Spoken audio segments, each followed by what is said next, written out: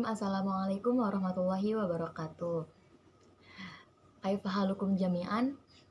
Asallah ayyu'tina sihatan wa afiatan. Ismi Nabila Rifda Ramdaniyati.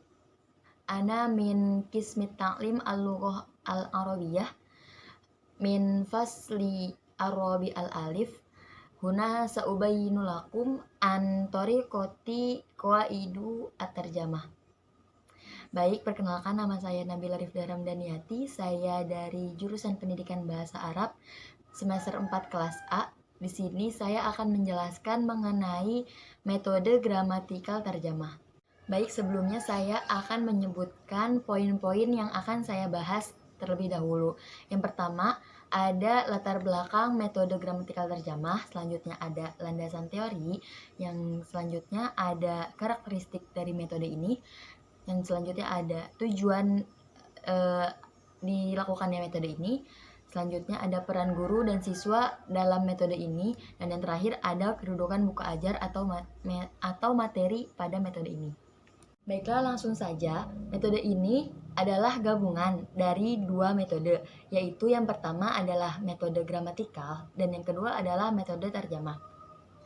Latar belakang dari metode ini berarti juga berasal dari kedua metode tersebut. Lahirnya metode qawaid dan terjemah dilatar belakangi oleh adanya kebutuhan mempelajari dan mengajarkan bahasa asing. Metode ini digunakan untuk mengajarkan bahasa yang memiliki peradaban masa lampau. Yang penting dan menarik dari metode ini adalah metode ini sudah melekat kuat di masyarakat Eropa selama berabad-abad dalam mengajarkan bahasa asing. Sebut saja Yunani kuno dan Latin. Selanjutnya, landasan teori dari metode ini adalah cara menyajikan bahan pelajaran dengan jalan menghafal aturan-aturan atau kaidah-kaidah dari tata bahasa asing. Jadi peserta didik diajarkan terlebih dahulu gramatika atau tata bahasa. Dasar pokok metode ini adalah hafalan kaidah, analisis gramatika terhadap wacana, lalu diterjemahkan ke dalam bahasa yang digunakan sebagai bahasa pengantar pelajaran atau bahasa ibu. Titik tekan metode ini bukan melatih para peserta didik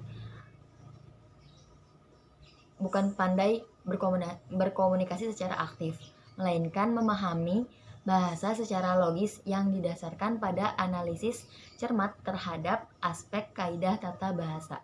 Baiklah, sekarang kita lanjut ke karakteristik metode gramatikal terjemah. Di sini ada 6 karakteristik. Yang pertama ada hafalan. Maksud dari hafalan di sini adalah adanya kegiatan disiplin mental dan pengembangan intelektual dalam belajar bahasa dengan banyak menghafal. Yang kedua ada membaca.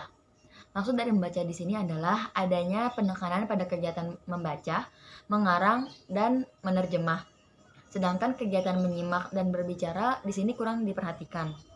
Yang ketiga ada karakteristik yaitu kosakata. Maksudnya adalah seleksi kosakata khususnya berdasarkan teks-teks bacaan yang dipakai. Kosakata ini diajarkan melalui daftar-daftar dwibahasa, studi kampus, dan penghafalan. Yang selanjutnya ada kalimat. Unit yang mendasar ialah kalimat. Anak perhatian lebih banyak dicurahkan kepada kalimat. Perhatian anak lebih banyak dicurahkan kepada kalimat. Sebab kebanyakan waktu para pelajar dihabiskan oleh aktivitas terjemah kalimat-kalimat terpisah. Yang kelima ada deduktif. Kata kuncinya adalah deduktif. Yang dimaksud deduktif di sini adalah tata bahasa yang diajarkan adalah dengan cara deduktif, yaitu dengan penyajian kaidah-kaidah bahasa seperti dalam bahasa Latin yang dianggap semesta atau alamiah atau universal. Ini kemudian dilatih lewat terjemahan-terjemahan. Dan yang terakhir ada bahasa ibu, yaitu bahasa pelajar sehari-hari atau bahasa ibu atau juga bahasa kedua digunakan sebagai bahasa pengantar dari metode ini. Baiklah, sekarang kita lanjut ke tujuan dari metode gramatikal terjemah. Tujuan dari Dilaksanakannya metode ini adalah agar para pelajar pandai dalam menghafal dan memahami tata bahasa, mengungkapkan ide-ide dengan menerjemahkan bahasa ibu atau bahasa kedua ke dalam bahasa asing yang dipelajari, dan membekali mereka agar mampu memahami teks bahasa asing dengan menerjemahkannya ke dalam bahasa sehari-hari dan sebaliknya. Sekarang ada peran guru dan peran siswa dalam metode gramatikal terjemah ini.